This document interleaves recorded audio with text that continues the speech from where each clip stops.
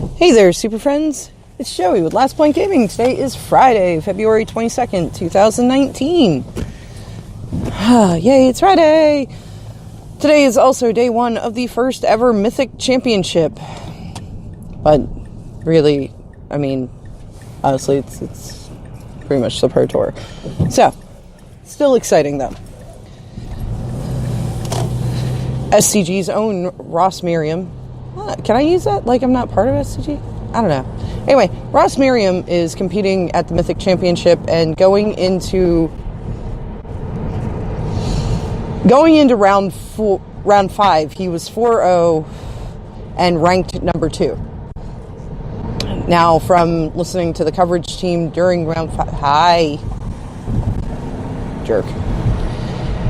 from round 5, it looks like he did pick up his first loss in round 5, taking him to 4-1, but still, good record. Personally, I'm really hoping to see him do very, very well at this Pro Tour. Not just because I like Ross, which, I mean, don't get me wrong, I do. He reminds me of my dad. He strikes me as the kind of guy that has, like, all these random bits of knowledge, and they are, like, truly random, and that's how my dad is. Where, like, you can ask him the most off-the-wall questions. Like, nobody will play Trivial Pursuit with my dad, because my dad does incredibly well at it, because, yeah, Trivial Pursuit is all, like, knowing random little snippets.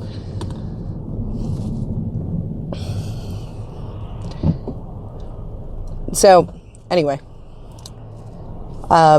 I do like Ross Merriam, but I would really love to see an SCG grinder do well on the Pro Tour again, because I feel like SCG gets downplayed as, like, the Tier 2 tournament series. What the hell is that sound? God, I hope it's not my car. Elsa needs an oil change pretty bad. We're getting one tomorrow. Anyway, so, yeah, I feel like the SCG Tour gets really downplayed as, like, the second string of competition. Even the captain once said that SCG Opens are, like, big LGS tournaments, which, I mean, really, isn't that, like, what any big tournament is? I don't understand.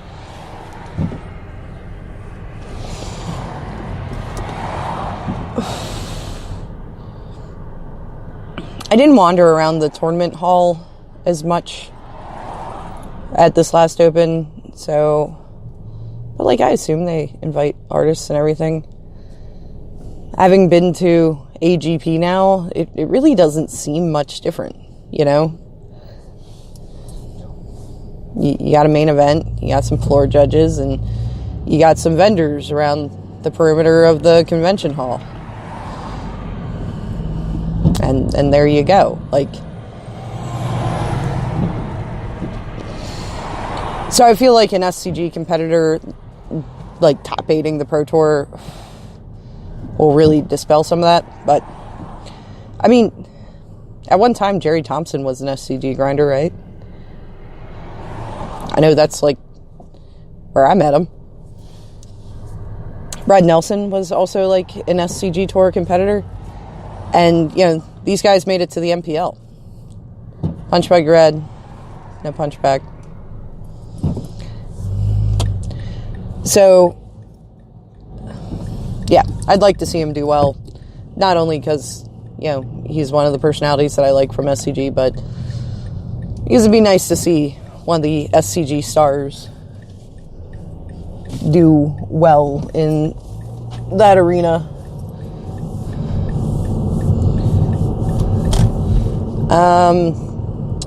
Brew, last anybody heard, as far as my Facebook says, I'm not actually friends with Brew on Facebook. Friends of mine are, and I, you know, put out the signal flare asking if anybody knew how he was doing.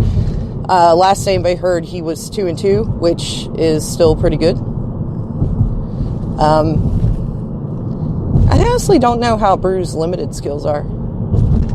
don't think I've ever really drafted with him or anything. I know he's a really good constructed player, but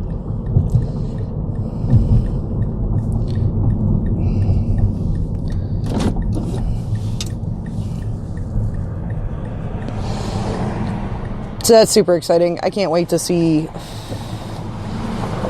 more from that. I was trying to listen to coverage as much as I could this afternoon, but unfortunately, I had a meeting over in our other office, and instead of staying in our other office, I decided to come back to my normal office. One of my colleagues is getting promoted, and actually, I don't know if she qualifies as a colleague because she works for our client team. But anyway, she's getting promoted and moving on, and I wanted to be there to say goodbye to her and everything because I've been working with her for like 5 years, and she's pretty awesome. Also, I bought Girl Scout cookies from her, and I wanted to know where she would be when said Girl Scout cookies arrived. So yeah, I caught a lot of the draft, actually. Oh, so Tom Ross, for the first draft of the Mythic Championship, they were following around Mike Segrist primarily, or Segrist. I don't know exactly how you say that. There is a pronunciation key in Jerry Thompson's articles on the players in the MPL, and I don't remember. They were primarily following him around, but Tom Ross was their backup follow player, which of course was very exciting to me because I think Tom Ross is the bee's knees and all that. So, an interesting thing that I was thinking about, now I don't think Tom worked on the Allegiance set. I think that's why after he stopped working with the play design team, why he couldn't immediately return to competition. There was an interim phase where he was no longer aligned with the play design team, but he was still not eligible to compete, and I think that's because of sets he worked on. So the commentary team talked a lot about how he really very firmly wedged himself in the Orzhov Guild. Like, straight Orzhov. No splash color. And Pack 1, Pick 1, I believe, was Ethereal Absolution. I think that's the name of the card. It's the enchantment. It's like a 6-drop, I want to say. Creatures you control get +1/+1. Creatures your opponents control get -1/-1. And pay like 5 mana, exile a creature card from a graveyard, I think, to get a 1/1 Flying Spirit. I believe that was his Pack 1, Pick 1. And from there, he very firmly went Orzhov. Didn't really entertain other colors. And Pack 2, he got pretty well rewarded for that. But Pack 3, somebody else at the table must have also been drafting Orzhov colors. So he ended up with some kind of not great picks out of Pack 3. Just because once you're so firmly, Pack 3 is really not the time to be okay, let me look at other colors. I mean, you might find some splashable stuff, and that's cool, but, when you firmly drafted 2 colors for the first 2 packs, it's really difficult to find everything you need to turn on being able to go into a 3rd color in the 3rd pack, efficiently. But they kept talking about how Ethereal Absolution was, the best limited card in the set. I'm not sure I agree with that, honestly. I mean, it's a 6-drop. And, I know limited games go on longer and everything. Hardcore aggro decks tend to not do well in limited because you run out of gas really fast. And your opponents, big dorks, just roll you over then. I mean, is it good in limited? Yeah, probably. Is it, the be-all, end-all? they seem to think. I'm not sure I feel the same way, but, you know, hey, I also am not playing in the Mythic Championship, so should probably take their opinions more seriously. But, you know, he drafted so firmly into the Orzhov colors, and it kind of got me to thinking, thank you, nice white car. Now, again, I don't believe he actually worked on the Allegiance set when he was in the play design team, but suppose somebody did, say, work on the Allegiance set, left the play design team, and was now competing with that set and the limited format. Do you think that would be an advantage or a disadvantage? Like, I don't really look too hard at the spoiler list before going to a pre-release. Now, I don't ever anticipate doing well in a pre-release, just because, like, the only pre-releases I do anymore are Two-Headed Giant with Boo. And,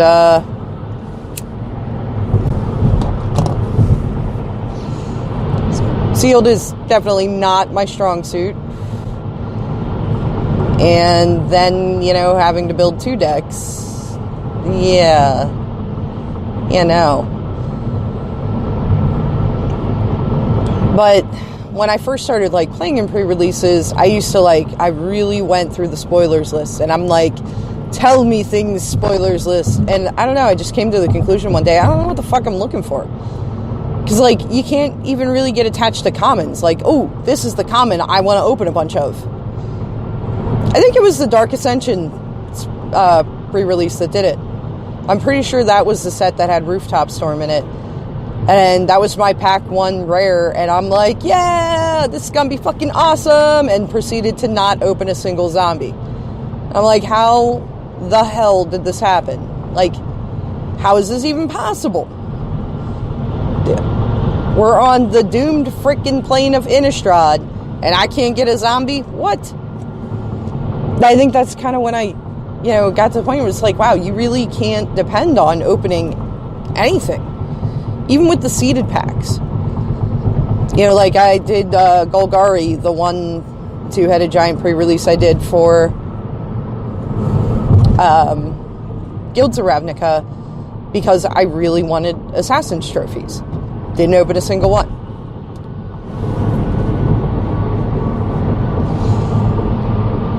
I think the other, let's see here, the one Boo did Boros. I think that was the one where she was paired with Rockstar, and he did, I want to say Demir.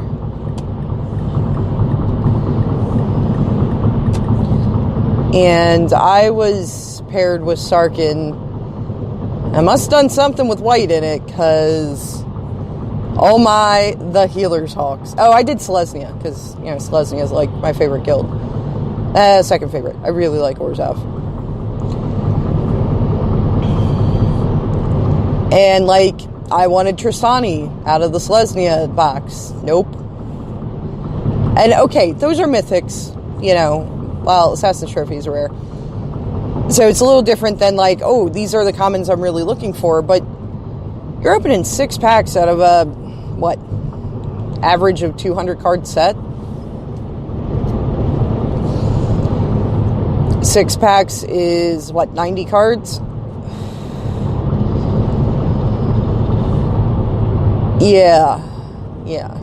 Now, you just really can't bank on anything. So, like, I never really look at the spoilers list anymore, because I want to get tunnel visioned into, this is what I want to find. Oh, I didn't find any of it. My pool's crap. And it turns out I actually have a really good pool, just not in the direction I was hoping to go. And I was thinking about it from the aspect of somebody who worked on designing the set and everything and did all the playtesting, because presumably the reason WotC is snapping up pro players to be on the play design team is because they're looking for people who are going to look at the card designs and see those interactions and prevent another energy crisis and prevent another Aetherworks Marvel. Prevent these things from happening that end up being totally busted because, of course, somebody... If there is a card that is exploitable to the point of being absolutely fucking broken, a Magic player is going to find it. You know?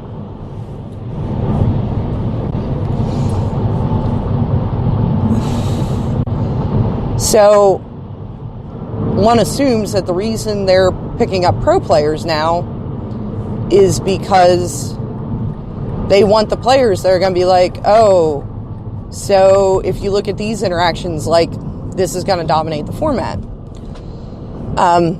I personally feel like the play design team is who we can blame for not having a single free sack outlet in Standard right now. Because Aristocrats would be fucking amazing.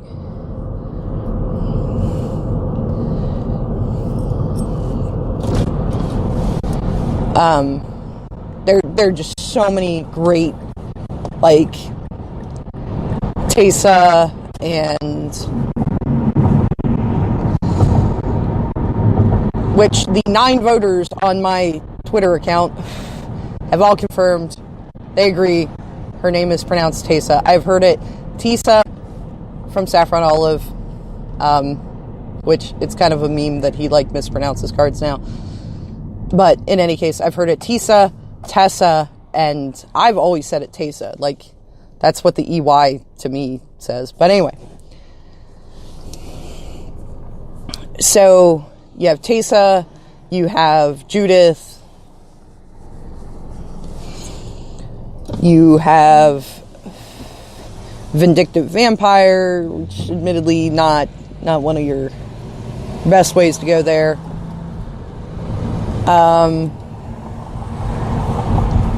And like the Black-Green Aristocrats deck back in around the Shadows over Innistrad Standard was a pretty good deck. I had a lot of difficulty with it. I could never find my enablers. But man, you're just like, I'm just going to sack all my shit to Nantuko Husk. You're like, oh, why are you doing that? Oh, because I have 4 Zulaport Cutthroats on the battlefield and you're just going to die from that. Oh. Yeah, checks out. So, like, I think the reason they pick up pro players is because they want them to spot these interactions and say, nope, this is going to be a problem. So, if you're on the play design team and, you're play testing the set and everything, you're really working with it and trying to find these exploitable things, do you think you'd get tunnel vision when it came to them playing that set in Limited? Like, oh, well, when we were, test drafting this, like, this was the combo to get, and, like, you push yourself too hard in that direction? Again, I'm not in any way saying that's what Tom Ross did.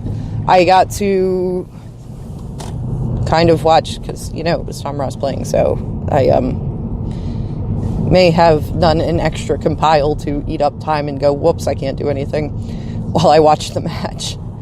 I got to see him play his deck, and okay, yeah, he had some not as quality cards involved, but all in all, it seemed to be a pretty good deck, and he was doing pretty well with it. He did miss one key interaction, which cost him game 3 of round 1, which of course cost him the round, but